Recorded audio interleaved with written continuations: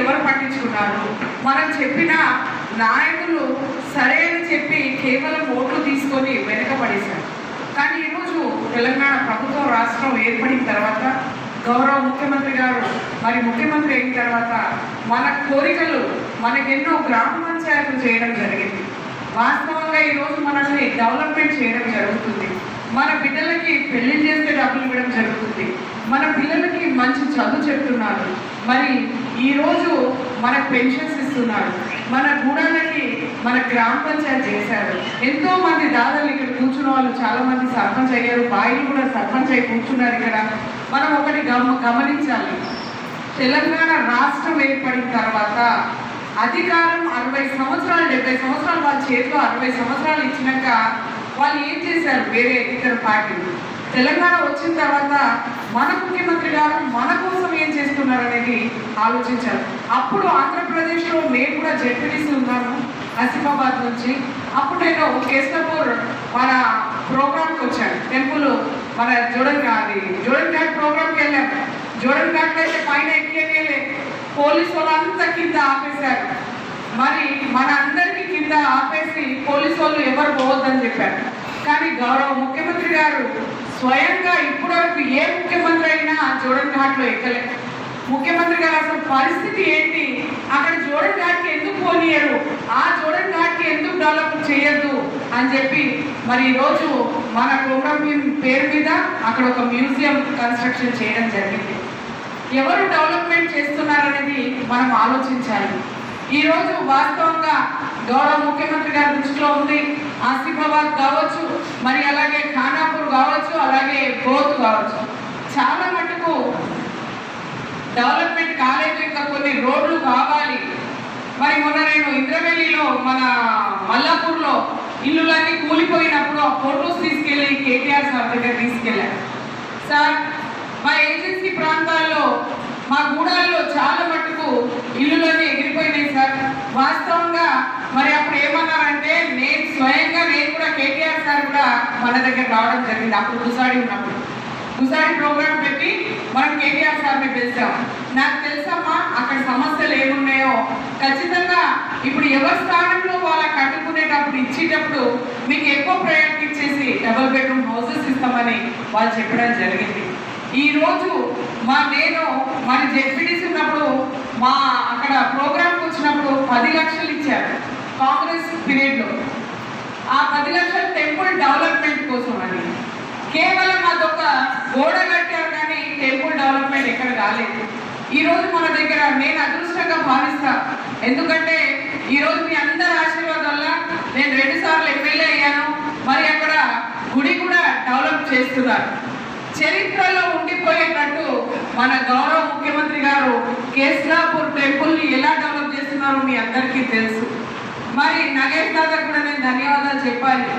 మా దగ్గర ఖచ్చితంగా దీపావళికి మేము గుసాడి ప్రోగ్రామ్ చేస్తాము. వాళ్ళందరికీ దండోలకి డబ్బులు ఇవ్వాలంటే గౌరవ ముఖ్యమంత్రి గారు ఒప్పుకున్నారు. అలాగే ఈరోజు చెంగుబాయికి కూడా డబ్బులు పంపించాలంటే గౌరవ ముఖ్యమంత్రి గారు ఒప్పుకున్నారు. ఎక్కడెక్కడైతే రోడ్లు లేవో ఆ రోడ్లు ఖచ్చితంగా వేయించే బాధ్యత మాది. ఎందుకంటే ఈ ఖానాపూర్ కాన్స్టిట్యున్సీలో 72 కోట్లు ఆల్రెడీ కేసీఆర్ సార్ దగ్గర ఫైల్ ఉంది.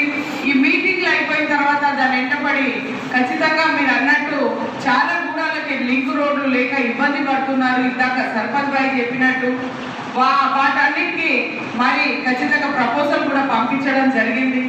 మీరు ఈరోజు ఇంత పెద్ద మనసుతో ధన్యవాదాలు కార్యక్రమం పెట్టుకున్నారు. మీ అందరికీ మరొకసారి నేను చేతులెత్తి ధన్యవాదాలు చెప్తాను. ఎందుకంటే ఈరోజు మీకు మంచి ఆలోచన వచ్చింది. గౌరవ ముఖ్యమంత్రి గారికి ధన్యవాదాలు చెప్పాలని. మా బతుకులు కూడా మారాలి, ఇంకా మా గూడాలు మారాలి, మా పిల్లలు చదువుకున్న వాళ్ళకి ఉద్యోగాలు రావాలి, మేము కూడా అందరితో సమాజంలో ముందుండాలనే మీ ఆలోచన చాలా నచ్చింది నాకు. ఖచ్చితంగా ఇందాక మీరు చూసారో లేదో నేను 2 ఫోటోలు తీసుకున్నా. మీరు కూర్చున్నది సాఫ్ ఫ్లెక్సీ పెట్టింది.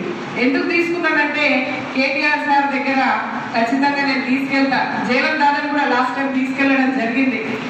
వాళ్ళని తీసుకెళ్ళినప్పుడు సార్ మీరైతే అడగలేదు, కానీ వాళ్ళు ధన్యవాదాలు కార్యక్రమం పెట్టుకున్నారు.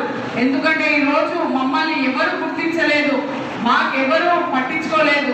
తెలంగాణ రాష్ట్రం వచ్చిన తర్వాతనే గౌరవ ముఖ్యమంత్రి గారు మరి మా గురించి ఆలోచించి మా సాంప్రదాయాన్ని కాపాడడానికి మరి అలాగే మా గుడిలకి కానీ మా కులానికి మరి మా కల్చర్కి మీరు కాపాడాలి, వీళ్ళన్నిటికీ డబ్బులు ఇవ్వాలంటే గౌరవ ముఖ్యమంత్రి గారు ఇవ్వడం జరిగింది. అలాగే ఇందాక దాదా చెప్పినట్టు మరి 30 తారీఖుకి మన కోడిపుండు సమస్యలు తీరుతున్నాయి. ఆదిలాబాద్ లో 30 తారీఖుకి 1ంటికి ఆ మీటింగ్ ఉంది. ఏదైతే నా ఉట్నూరు కావచ్చు, ఇంద్రవెల్లి కావచ్చు, నార్నూరు కావచ్చు, గాజేగూడ కావచ్చు, సురకుండ ఈ 5 సక్కుదాలకి నాకు మరి ఆ రోజు మీటింగ్ ఆదిలాబాద్ లో ఉంది. ఆదిలాబాద్ బోర్డ్ కాన్స్టిట్యున్సీ కానీ ఆదిలాబాద్ లో ఆ సమస్యలు ఆ రోజు కూడా తిరిగిపోతుంది. మరి మాకేం కావాలంటే 3 ఫేజ్ కరెంట్ కావాలని, కదా మీకు గుర్తుందా? 3 ఫేజ్ కరెంట్ కావాలని నగేష్ దాదానే అడిగినారు. మరి ఆ రోజు సమస్య కేసీఆర్ సార్ పిలిచి అసలు ఏం కావాలి మీ వాళ్ళకి అని చెప్తే 3-4 ఫేజ్ కరెంట్ కావాలి, పిల్లలకి ఉద్యోగం కావాలి, వాళ్ళ చదువు కోసమని స్కూల్లో అడ్మిషన్స్ ఇప్పించాలి, మా సమస్యలు మా గుణాలకి మరి గ్రామ పంచాయతీ చేసి ఆ డెవలప్మెంట్ కావాలని చెప్పి ఆ రోజు నేను స్వయంగా నేను కూడా అక్కడే ఉన్నాను నగేష్ దాదా అడిగినప్పుడు. మరి ఈరోజు సమస్యలు చాలా మంది ఎలక్షన్స్ వచ్చినప్పుడు చాలా మాటలు చెప్తారు. మీరే గమనించండి, అసలు ఎవరు పనిచేస్తుంది, ఏ ప్రభుత్వం పనిచేస్తున్నారు, ఎవరు మీ దగ్గరకు వస్తున్నారు, మీరు అడగకముందే మీకు రైతు బంధు ఎవరిస్తున్నారు, రైతు బీమా ఒక కులానికనే కాకుండా వాస్తవంగా చాలా గ్రామాల్లో రోడ్లు లేక ఇబ్బంది పడుతున్నారని మేము ముఖ్యమంత్రి గారు చెప్పాము. ఖచ్చితంగా ఇప్పుడు ఇస్తారు. మళ్ళీ ఈరోజు డెవలప్మెంట్కి ముందుకు ఎవరు తీసుకెళ్తున్నారు, మీ దగ్గర ఎవరు వస్తున్నారు, మనం అడగక ముందే మనకి ఇంటింటికి తాగే నీళ్ళు ఇచ్చారు.